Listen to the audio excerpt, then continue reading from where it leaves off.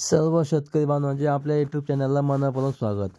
मित्रांनो, आज आपण बघणार आहोत महाराष्ट्रातील कृषी उत्पन्न बाजार समितीमध्ये आपल्या उन्हाळी कांदा बाजारभाव। आज कोणत्या विभागात व कोणत्या जिल्ह्यामध्ये कांद्याला काय भाव मिळतोय संपूर्ण माहिती आपण व्हिडिओमध्ये बघणार आहोत।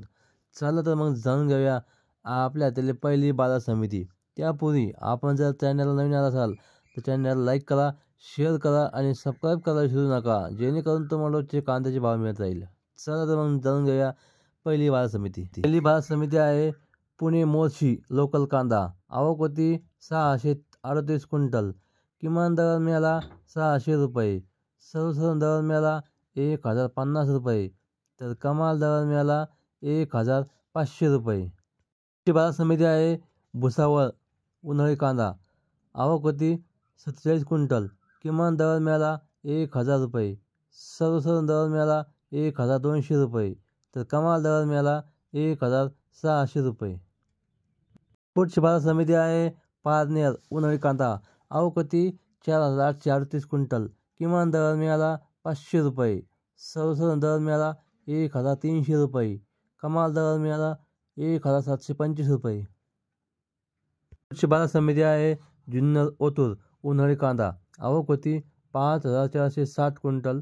किमान दर मिळाला 1000 रुपये, सर्वसाधारण दर मिळाला 1650 रुपये, तर कमाल दर मिळाला 2000 रुपये।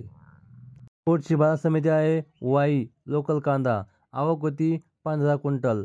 किमान दर मिळाला 1000 रुपये, सर्वसाधारण दर मिळाला 1500 रुपये, तर कमाल दर मिळाला 1800 रुपये।